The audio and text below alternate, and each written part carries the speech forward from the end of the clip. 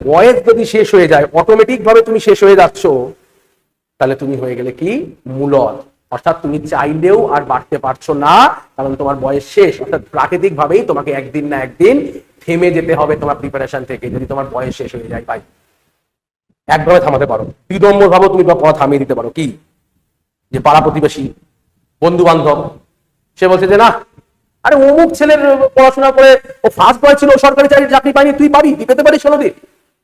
আত্মীয় হয়তো বলে ফেলছে তোমাকে যে না না, ওসব সরকারি চাকরির প্রিপারেশন নিয়ে লাভ নেই, চতুর্দিকে চাকরি দুর্নীতি হচ্ছে, তুই আমাদের বাড়ি চলে আয়, আমার মেয়ের বিয়ে, একটু আনন্দ চনন্দ করি সবাই মিলে। কেউ হয়তো বলছে অমুক পাড়ায় গানের উৎসব আছে, বেশি পড়াশোনা করে আর লাভ নেই, বাদ দিয়ে দে। কেউ হয়তো বলছে যে না, করতে গিয়ে আর লাভ নেই, দিনের পর দিন পড়ে যাচ্ছিস, চাকরি পাচ্ছিস না, কতদিন পড়বি।